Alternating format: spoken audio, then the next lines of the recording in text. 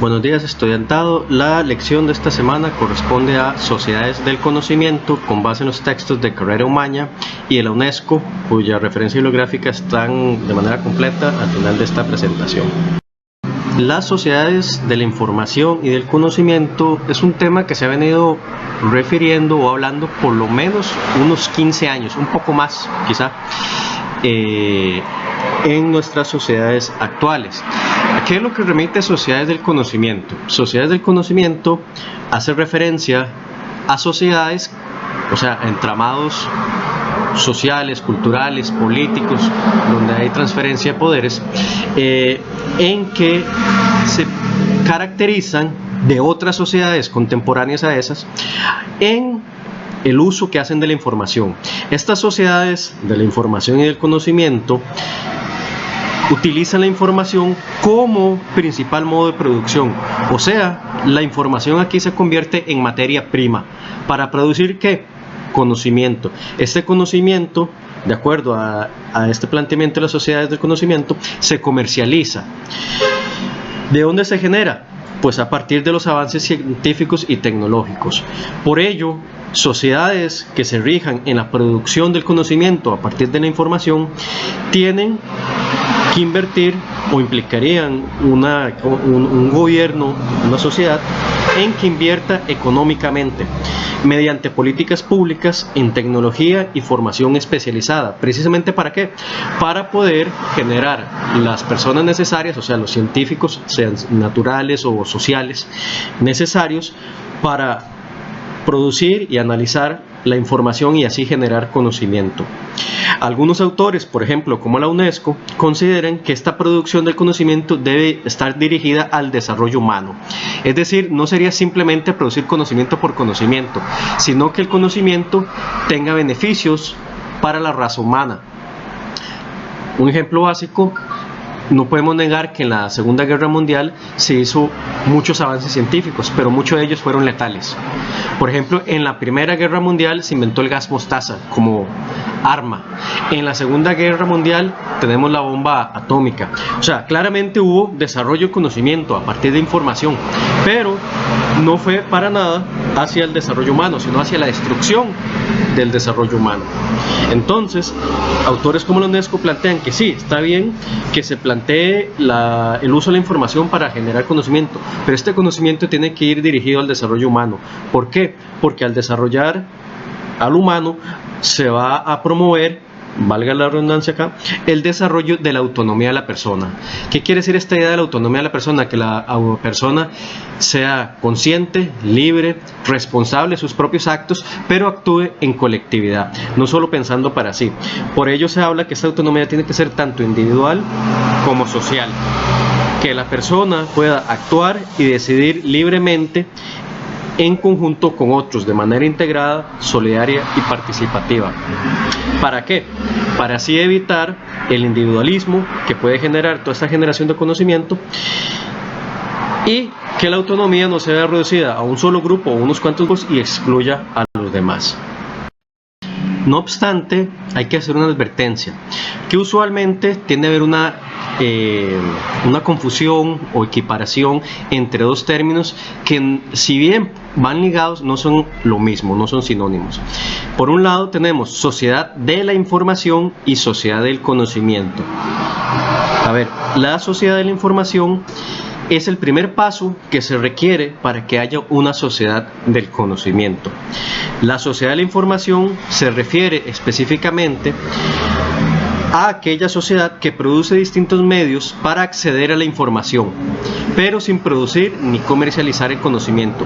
Es decir, la sociedad de la información se encarga de crear los accesos pertinentes para que distinta población pueda tener acceso a la información, pero no se enfatiza, no es su preocupación, no es su objetivo que se produzca conocimiento. Simplemente aquí habría transferencia de conocimiento. Ejemplos de sociedades o ejemplos de medios que se pueden utilizar en una sociedad de la información sería, por ejemplo, el periódico, sea físico o digital, la radio, igual, la cuestión física o digital, la televisión, redes sociales, entre otras. O sea, utilizar estos distintos medios, pero solo para transmitir información. Eso es propiamente una sociedad de la información. Una sociedad de la información se puede convertir en sociedad del conocimiento cuando, además de transmitir la información, produce el conocimiento, lo que antes nos referíamos en la diapositiva anterior. ¿Con qué produce ese conocimiento? Con base en la información.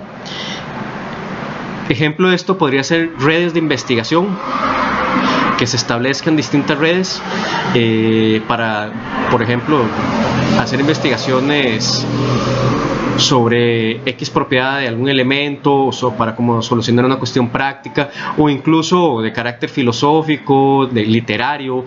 El punto es que haya conglomerado de personas trabajando en conjunto para generar nuevos conocimientos. También otro ejemplo podría ser fundaciones que apoyen ciertos proyectos para el desarrollo humano. Ahí es donde estaríamos hablando de una sociedad del conocimiento, porque se estaría buscando generar algo, en este caso para el desarrollo humano. ¿Okay? Hay que tener en cuenta entonces esta diferencia. Uno, cuando usualmente habla de sociedad del conocimiento, ya incluye la sociedad de la información. ¿Por qué? Porque para producir el conocimiento ocupamos el acceso a la información. Ocupamos que esté, digámoslo en esta analogía, la plataforma, que sería la sociedad de la información, para a partir de ahí generar conocimiento. Entonces, cuando hablamos de sociedad del conocimiento, de una vez vemos sociedad de la información. Pero cuando se habla de la sociedad de la información, no necesariamente estamos hablando de sociedad del conocimiento, solo nos estamos quedando con la transmisión de información. Bien, visto en qué consiste las sociedades de la información y el conocimiento, ahora veamos qué es la relación que se puede establecer dentro de las sociedades del conocimiento y la educación. Estas sociedades van a tener tres áreas de impacto: el estudiante, el docente y el aprendizaje mismo. En el caso del estudiante, que es la primera en que nos vamos a enfocar, en primer lugar hay un enriquecimiento de la información a partir del uso de los recursos de las TICs, las tecnologías de la información y comunicación. ¿Por qué? Porque se ponen al acceso nuevas plataformas, nuevos dispositivos en que el estudiante puede acceder por sí mismo a nuevo material que quizá antes simplemente no podía tener acceso. O bien adquirir material que en un principio no estaba pensado para ellos, sino para otra población. O simplemente reforzar conocimientos. Por ejemplo, piénsese que se dejó una lectura sobre la filosofía maya, pero usted quiere ver más sobre los mayas, en qué se caracterizaban y qué se diferenciaban de los aztecas. Entonces uno puede buscar ya sea otro material escrito o videos. Entonces ven aquí cómo el asunto cambia. Ya no solo estamos hablando del tipo de formato, no solo es texto escrito, ya sea físico o digital, sino ahora incluso otros formatos como audios, como videos, que enriquecen la información que puede adquirir el estudiante. En segundo lugar, esto implica nuevos espacios de aprendizaje. ¿Por qué? Porque ya no se estaría limitado a un aula, a un tiempo-espacio en concreto. Como lo decía en el punto anterior, pues ahora el estudiante tiene acceso a otras plataformas, tanto bibliotecas, por ejemplo, como la del proyecto Gutenberg, que aloja varios libros de dominio público, a otras bibliotecas que tienen buena parte de su catálogo abierto y demás. O sea, se generan nuevos espacios, incluso se pueden hacer nuevas redes de comunidades científicas. Y estas tienden a no estar limitadas con un horario fijo, en el sentido como tendría una institución física. Entonces, dependiendo de los casos, por supuesto, uno puede ingresar, por ejemplo, a la biblioteca del proyecto Gutenberg a cualquier hora, en cualquier lugar, claramente dependiendo de la conexión. Se supone, además, que debe haber un análisis crítico de la información. ¿Esto qué es?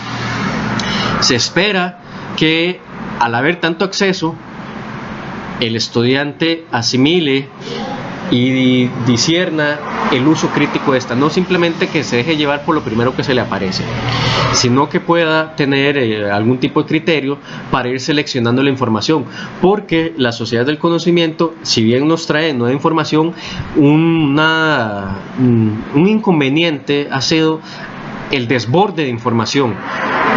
ustedes lo pueden hacer el experimento, pongan Google teoría de la educación y le puede aparecer un despliegue de infinitas páginas o indefinidas páginas sobre teoría de la educación.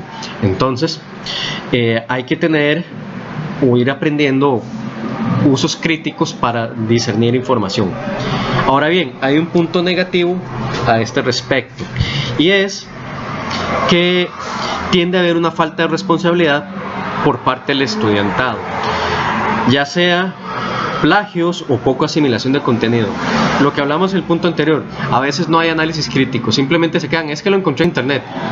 O bien, esta clásica que me ha sucedido en distintos cursos, se les pide que no utilicen blogs y es lo primero que utilizan. Ven, ahí hay un ejemplo donde no hay un discernimiento de la información. Encuentran información, sí, pero se les dice no utilicen blogs y lo primero que utilizan es un blog. No logran discernir que es un blog, a pesar de que en la dirección web aparece la palabra blog.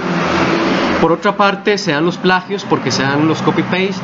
Creen que los docentes no se dan cuenta cuando ya, gracias a las mismas tecnologías de la información, ahora existen programas para detectar plagios.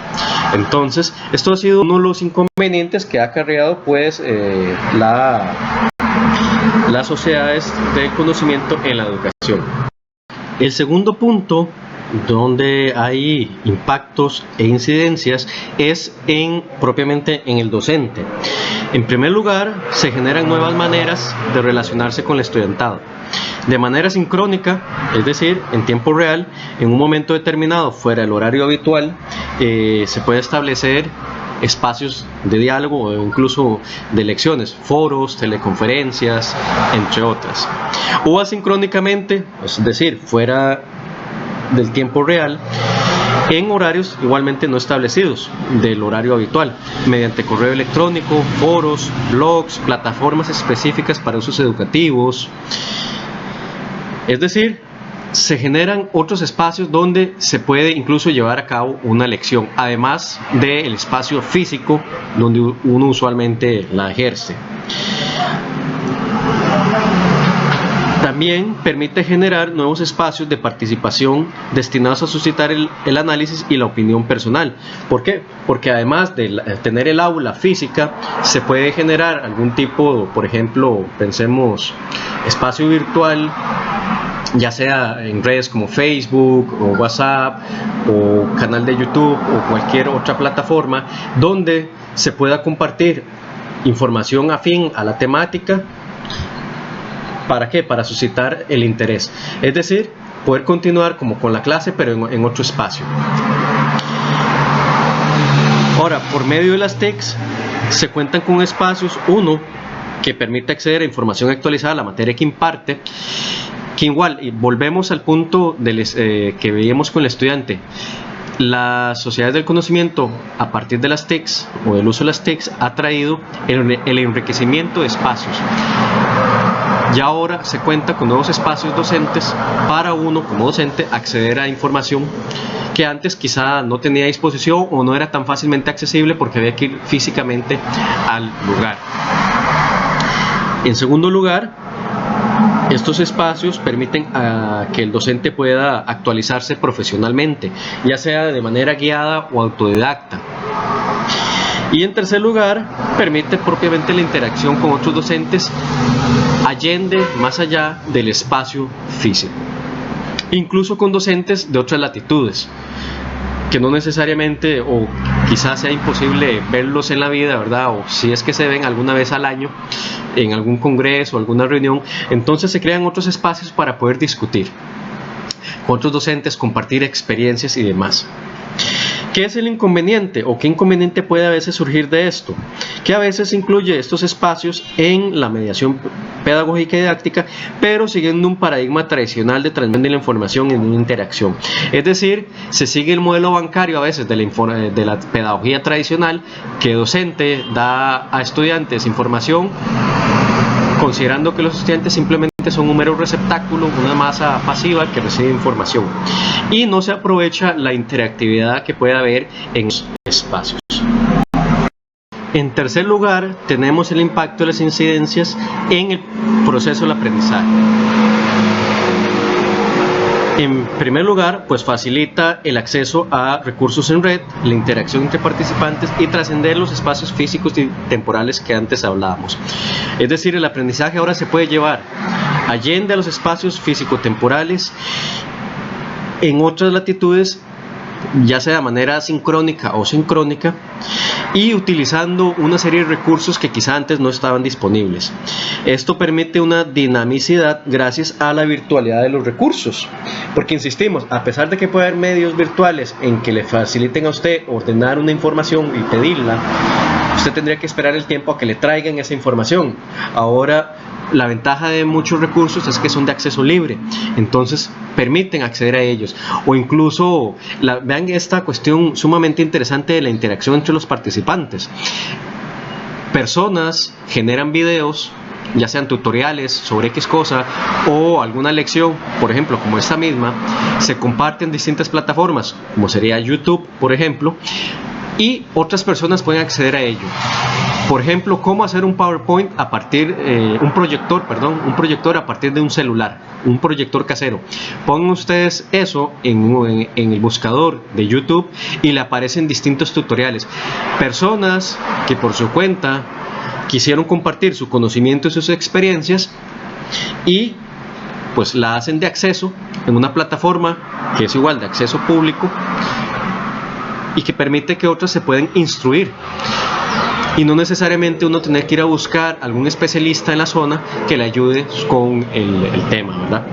Entonces se da esta dinamicidad porque permite desarrollar propiamente esto, esta virtualidad de los recursos. Puntos negativos que hay en el proceso de aprendizaje o efectos negativos que tiene la SIC en los procesos de aprendizaje.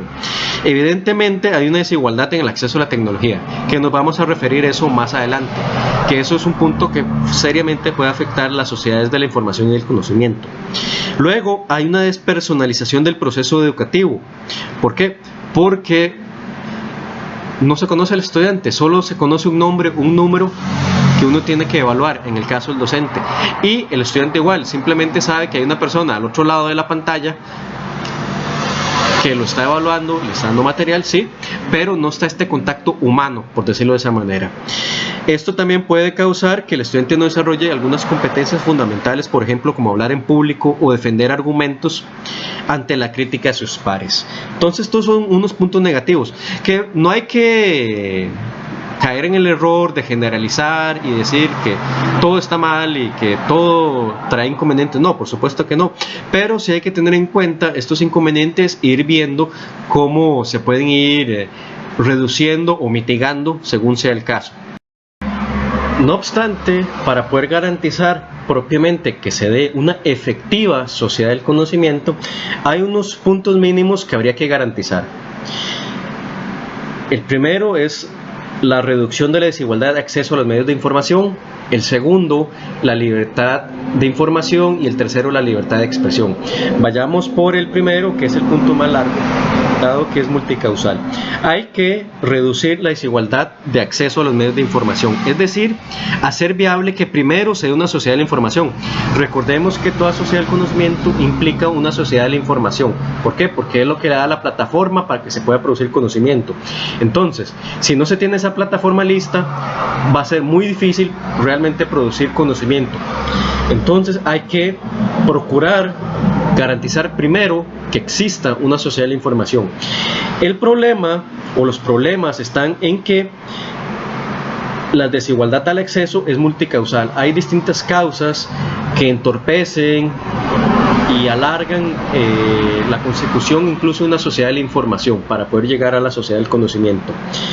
Estas causas, por lo menos en la lectura que se está utilizando, que es de la UNESCO, el informe que ellos habían dado en el 2005, ellos señalan por lo menos 8 causas. La primera es la de recursos económicos. Claramente, a veces hay un costo elevado para la persona para poder adquirir el o los instrumentos tecnológicos necesarios, o bien puede adquirir los instrumentos tecnológicos necesarios pero no puede pagar por el servicio. ejemplo clásico del estudiantado hoy en día, por lo menos en nuestra sociedad costarricense, digamos que haga el esfuerzo de poder conseguir la computadora, pero no puede pagar el internet, o el internet que tiene es muy limitado. Entonces tenemos un asunto de recursos económicos. A veces el costo es elevado o los ingresos de la persona es bajo, que no permite adquirir una de las dos o las dos. También los recursos económicos se dan para el gobierno. Hay gobiernos que simplemente no pueden costear, invertir en la infraestructura necesaria para garantizar que la población tenga el acceso mínimo. Entonces va en ambos sentidos, tanto la persona individualmente como un gobierno. La segunda causa es la cuestión geográfica.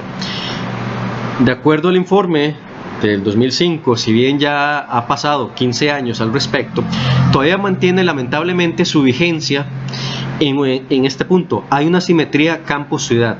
En términos generales, las ciudades tienden a estar mejor equiparadas, tienden a tener mejores accesos que las zonas del campo. Esta simetría se acrecenta aún más si tomamos un mapa mundi y dividimos el hemisferio norte y el hemisferio sur. Los países que tienden a estar en el norte tienden a tener mejores condiciones, no es una cuestión necesaria, ¿verdad? Tienden a tener mejores condiciones que los países que están en el sur. Entonces, si juntamos estos dos factores, las ciudades que están en el norte tienen mejores accesos en términos generales que las ciudades del mismo norte, e incluso mucho mejor que las ciudades del sur, ¿verdad? Entonces está esta cuestión geográfica que lamentablemente tiende a generar brechas, y hay que entonces trabajar en cómo ir reduciendo paulatinamente estas asimetrías. La tercera causa es la edad. Tenemos brechas generacionales, diferencias de conocimientos y actitudes de una generación a otra. Los jóvenes pueden tener mayor facilidad de uso de ciertos medios tecnológicos, de ciertas TICs, pero problemas económicos, por ejemplo, para adquirir tales recursos. O bien tenemos el caso contrario, que puede igual complementarse con lo anterior, personas mayores que tienden a quedar desfasados, por lo que se requiere vínculos de solidaridad con la familia para que les pueda ayudar en este proceso de adaptación. Recordemos que esta brecha generacional genera una cuestión que se llama los nativos digitales y los migrantes digitales. ¿Qué es esto? Nativos digitales son personas que nacieron en ciertas sociedades, por ejemplo el conocimiento, con acceso a recursos tecnológicos, entonces han incorporado estos recursos a su diario vivir y los manejan con una facilidad. En cambio, personas que no nacieron con estos recursos han tenido que ir aprendiendo, ir migrando de las tecnologías que tenían de su momento a las nuevas que se están generando e imponiendo o agarrando campo en la sociedad respectiva. Como cuarta causa tenemos el sexo, género de la persona. Si bien el dato que voy a mencionar es del 2005, la UNESCO había mencionado que para aquel momento casi 2/3 de los analfabetos del mundo son mujeres. Lamentablemente esta proporción no ha variado en términos generales. ¿A qué me refiero? Sigue habiendo esta diferencia donde más mujeres tienden a tener menos acceso a la información por distintas razones, motivos culturales, motivos religiosos, entre otras. El punto es que lo que anteriormente estamos hablando y lo que vamos a decir después se acrecenta o puede acrecentarse si la persona es propiamente mujer. Como quinta causa, luego tenemos el lenguaje idioma. Hay que tener un manejo instrumental del inglés, dada la influencia que tiene dicho idioma en las sociedades latinoamericanas. Es decir, si la persona no cuenta ahorita con un uso instrumental, tiende a quedar o puede quedar dejada de lado en el acceso a la información. Pensemos que hay varias bases de datos, incluso que se gestan en nuestro idioma, pero tienen comandos en inglés. Entonces, se convierte casi en una obligación el conocimiento de este idioma. Por lo menos esto ha venido dándose en Costa Rica desde los años 90, que el inglés se empezó a requerir. Incluso nótenlo ustedes que en distintos programas, ya sea de posgrado, se pide el inglés como idioma instrumental. Este problema se puede acrecentar aún más si la persona no tiene competencia en su propio idioma, ya sea por las razones que sean, por brecha generacional, por la cuestión de sexo género, las que fuera. Si la persona le cuesta o tiene poco dominio de su propio idioma, este problema se le suma entonces al otro. ¿Por qué? Porque no tiene acceso al inglés y todavía no tiene acceso a su propio idioma. Y este problema se puede aún multiplicar. Por ejemplo, pensemos en sociedades donde hay poblaciones indígenas mayoritarias que son monolingües o su uso del español, por ejemplo, es muy limitado. Entonces, conocen su idioma, sí, pero no conocen el español, lo cual les dificulta entonces incluso conocer otro idioma, en este caso el inglés que se está pidiendo, porque tendrían que manejar dos idiomas, el español, por ejemplo, para cuestiones cotidianas, y el inglés para cuestiones de acceso a ciertas informaciones. Entonces el asunto puede complicarse aún más dependiendo el conocimiento que se tenga en inglés e incluso el conocimiento del idioma o idiomas propios. Como sexta causa tenemos la educación y procedencia sociocultural. El nivel educativo y el lugar de procedencia pueden ser factores que potencien u obstruyen el acceso a la información. Es decir, la procedencia que tenga una persona no es que necesariamente la va a determinar y condenar, por utilizar esa expresión, a un rezago, a una falta de acceso, pero sí puede jugar un factor importante. Por ejemplo, conozco una persona que es docente universitaria, está bien preparada, pero esta persona a veces tiene problemas de acceso a internet, precisamente porque vive en un barrio conflictivo donde se roban los cables. Entonces, ¿qué implica esto? De que la persona pues le va a costar tener acceso a medios de información, precisamente por el lugar donde está, no por su preparación. Ahora, claramente puede darse el sentido contrario, que el lugar sea tan conflictivo que dificulte que una persona pueda estudiar o capacitarse, ya que las necesidades pues serían otras, por ejemplo sobrevivencia en un lugar muy conflictivo, o bien la conflictividad misma no permite a algunas personas ver que hay más vida más allá después del barrio. También tenemos como séptima causa el empleo. No basta con solamente tener un trabajo. Esto ya se vislumbraba en lo que hemos dicho de la brecha generacional y los recursos económicos, sino también que este trabajo pues remunere, pague lo suficiente para que la persona pueda adquirir lo necesario, sus necesidades básicas y secundarias. ¿Por qué? Porque puede ser que la persona tenga un trabajo, pero es un trabajo con el salario mínimo o por debajo del salario mínimo, y encima, si le sumamos este otro elemento, tiene dependientes, llámese familia, llámese adultos mayores, llámese lo que fuera, pero tiene dependientes. Entonces, no basta con solo tener un empleo, sino que el empleo pague lo suficiente para que la persona viva bien, que es una de las cuestiones importantes que se tienen que luchar, por ejemplo, en los salarios mínimos, en el cumplimiento de los patronales que paguen lo que corresponda, ¿verdad? Entonces, de ahí la necesidad de no simplemente decir, ¡ay, qué bonito, tengo trabajo! O hay que darle gracias a Dios porque tenemos trabajo. Sí, hay que agradecer que uno tiene trabajo, pero también uno no puede quedarse callado en que uno tenga un trabajo mal pagado y que se esté explotando, ¿verdad? Porque si no se convierte parte de un ciclo de violencia. Y finalmente, la causa de discapacidad o discapacidades. Dependiendo del tipo de discapacidad que pueda tener una persona y los medios para reducir su impacto, puede condicionar tanto el acceso económico como el uso del instrumento mismo. Dependiendo de la discapacidad que pueda tener una persona, puede dificultar el acceso al empleo, o bien, digamos que puede tener relativamente un empleo o cubrir sus necesidades por otros medios, ya sea familia o lo que fuera, pero no tiene conocimiento o le cuesta, dependiendo de la discapacidad que tenga, ¿verdad?, la persona, hacer uso del instrumento. Entonces, la discapacidad puede o no jugar un papel. Y también habría que sumarle, por ejemplo, la situación geográfica, donde se encuentre. Esto en otras lecciones presenciales lo he dicho, y lo digo sin ánimos de sonar tosco. Un Stephen Hawking muy difícilmente hubiera sido un Stephen Hawking en un país centroamericano en los años 80. ¿Por qué? Porque las situaciones eran muy distintas. y encima sumémosle en el campo, ¿verdad? Entonces, la discapacidad puede jugar o no un papel dependiendo de qué se trate, incluso en dónde.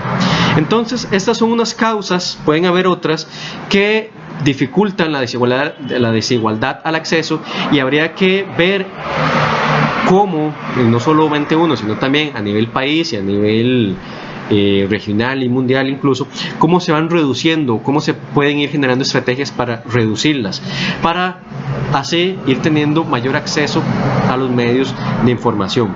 Recordemos que estas causas las expliqué de manera abstracta, pero en la práctica pueden mezclarse, como en algunos casos se vieron. El segundo punto que hay que tener en consideración para que efectivamente sea una sociedad del conocimiento es la libertad de información. Tiene que existir el derecho de acceder a los datos en posesión de los poderes públicos y obtener una información periódica sobre las iniciativas que estos adopten. Esto en nuestro medio costarricense se conoce como la transparencia. Tiene que haber transparencia de la información, que no esté sesgada, que no esté censurada. Esta libertad es fundamental, ya que garantiza una participación democrática. ¿Por qué? Porque si solo unos cuantos saben sobre X cosa, resultaría inviable llamar a todos para que opinen sobre algo que no van a conocer, y dos, se pueden generar malas intenciones. ¿Por qué? Porque al solo saber unos cuantos, entonces esos cuantos tendrían mayor ventaja sobre los que no conocen. Entonces hay que garantizar esta libertad también para reducir las malas intenciones de sacar provechos de la ignorancia de las personas. Para que ello sea posible, tiene que haber un pluralismo en los medios. Es decir, evitar monopolios que puedan parcializar la información o, en el peor de los casos, censurarla. Sí es importante entonces plantear la libertad de la información, que la gente pueda tener acceso a ella, pero ese acceso tiene que también estar garantizado por una pluralidad de los medios. Que no haya, por ejemplo, como en algunos países básicamente dictatoriales, en que solo el gobierno tiene o permite los medios de información. ¿Por qué? Porque ¿qué implicaría ahí? Si bien el gobierno puede decir, yo lo comunico a usted, pero le comunico lo que yo quiero. Entonces hay que evitar esos monopolios, precisamente, para evitar información parcializada, para que uno pueda tener criterio y buscar por distintos medios distintas opiniones o corroborar información por otros lados, ¿verdad? También hay que procurar, en este pluralismo de los medios, hay que procurar la veracidad y la calidad de la información. El mero hecho que existan los distintos medios no significa ipso facto, per se, que haya veracidad y calidad. Por ello hay que pedir la veracidad y la calidad. Actualmente vivimos en un tiempo que hay una pluralidad de medios que se han prestado para las noticias falsas. Vean qué increíble es que, por ejemplo, el Ministerio de Salud de Costa Rica tiene que estar sacando información constantemente y diciendo, favor, infórmese con nuestras páginas oficiales, no con lo que le diga el vecino. Entonces, estas fake news han generado, pues, como lo hemos visto en varios casos, muchos problemas, porque buscan simplemente generar caos, generar desinformación, con algunos motivos a veces con agendas políticas, otros simplemente podríamos decir con esa expresión por pura maldad. Y esto se ha potenciado irónicamente gracias a la pluralidad de los medios. Entonces hay que garantizar que esta pluralidad venga con veracidad y calidad. Es importante señalar que no tiene que darse necesariamente una sustitución de viejas tecnologías por nuevas tecnologías. La libertad de información, o sea, el acceso que uno tenga a la información, no tiene que implicar necesariamente una sustitución. Perfecto. Bien podría darse una sustitución según sea el caso, pero perfectamente pueden complementarse con nuevas tecnologías. Esto va a depender tanto de los fines que tenga la colectividad como el conocimiento que la colectividad puede hacer de lo mismo. Y volvemos al punto anterior, a los recursos que tenga para acceder a distintos medios nuevos, ¿verdad? Por ejemplo, una vez estaba en Guatemala, en Panajachel, y se oía la radio comunitaria. La radio comunitaria era un medio fundamental para la comunicación del pueblo en Panajachel. Era lo que los comunicaba, informaba constantemente. Si bien podríamos considerar la radio, como un medio tecnológico ya pues viejo, no desfasado, pero viejo, todavía seguía teniendo su vigencia dadas las necesidades que tenía la población. El tercer punto para garantizar la efectiva sociedad del conocimiento es la libertad de expresión. Basándose en el artículo 19 de la Declaración de Derechos Humanos, se plantea que la libertad y derecho de expresión es una condición sine qua non de la autonomía, es decir, sin la cual la autonomía no podría darse. En orden a ser autónomos, se plantea la necesidad de poder expresar razonadamente ideas, opiniones, entre otras. Porque la idea es esta: la autonomía conduce o pretende conducir que el sujeto pueda valerse por sí mismo, pero para ello requiere de poderse informar libremente y de poder colaborar con el género humano libremente, sin tener un ojo vigilante como el Big Brother de 1984 que le esté diciendo qué hacer y cómo hacer. Eso no sería autonomía. No confundamos que una cosa es guiar a una persona, instruir, ayudar, y otra es ordenar. Aquí la autonomía requiere esta libertad de expresión para poder expresar libremente estas ideas. En el recuadro al lado pueden ver el artículo 19 que dice: todo individuo tiene derecho a la libertad de opinión y de expresión. Este derecho incluye el no ser molestado a causa de sus opiniones, el de investigar y recibir informaciones y opiniones, el de difundirlas sin limitación de fronteras por cualquier medio de expresión. Es decir, que el sujeto puede informarse y colaborar a informar a sus congéneres. De ahí la importancia para la autonomía. Ahora, la expresión es fundamental también porque puede contribuir en lo siguiente: puede resolver un número considerable de problemas políticos al exponer la existencia de censura, manipulaciones, abuso en vigilancia, corrupción, entre otras cuestiones.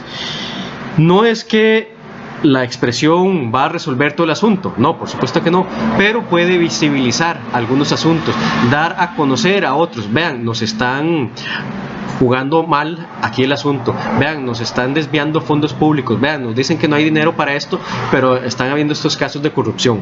Si no hubiera libertad de expresión, estos casos quedarían callados y opacados y, como se diría en las películas, los malos se saldrían con la suya.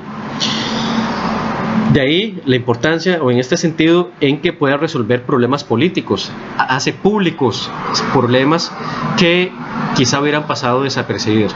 Por ejemplo, pensemos el famoso memorándum del miedo durante la campaña del TLC, en que el vicepresidente, ahorita me falla el nombre, pero el vicepresidente Óscar Arias,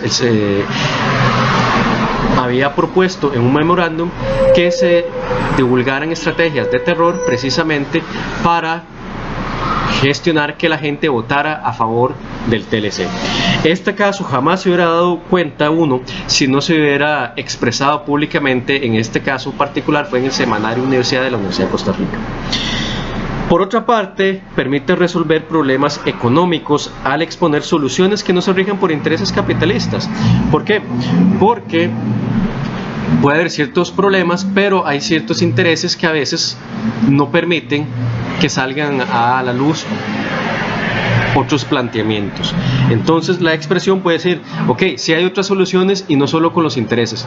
Por ejemplo, tomemos como referencia aquí en Costa Rica la recién aprobada reforma fiscal, la del 2018. Se dijo constantemente, por dicha hubo por lo menos expresión en esto, de que la amnistía tributaria no iba a reducir ningún problema, al contrario, iba a promover el descaro de lo que hicieron grandes capitalistas que reportaron cero ganancias, y que el Estado iba a dejar de captar millones de millones, y efectivamente sucedió. El Estado básicamente condonó entre un 40 al 60%, si no me equivoco, de las multas, y eso fue mucho dinero que el Estado perdió. Si bien se lograron estos grandes empresarios salir con la suya, lamentablemente, por lo menos aquí hubo la expresión, la libertad de poder exponer estos temas, y se dio la pelea. Finalmente, estaría sensibilizar al público sobre ciertos temas mediante la libre circulación de información y contenido. Es decir, esto lo vemos claramente en ejemplos concretos como campañas políticas, campañas de salud, cualquier otra cuestión. ¿Por qué? Porque se puede expresar, por ejemplo, estrategias de cómo llevar a cabo cuestiones en la casa. Por ejemplo, con esta cuestión que se tiene con el coronavirus, han surgido varias campañas en cómo hacer limpieza profunda, cómo ponerse correctamente una mascarilla, por qué las mascarillas de tela no son adecuadas, entre otras cuestiones. Es decir, se sensibiliza al público sobre temas importantes. Estas dos libertades, la de información y expresión, van de la mano. Mientras la primera se requiere para poder acceder propiamente a la información, la segunda remite a poder transmitir los hallazgos. Entonces, se ocupa tener la libertad de poder recibir información, pero también se ocupa la libertad de poderla expresar, de poderla divulgar. Y a su vez, mientras se transmiten los hallazgos, se procura en que haya acceso a dicha información.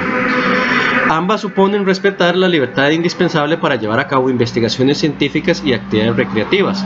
¿Por qué? Porque así como yo recibo información para producir nuevas investigaciones, con lo que yo produzco puedo generar investigaciones o por lo menos generar documentos que le puedan servir a otros.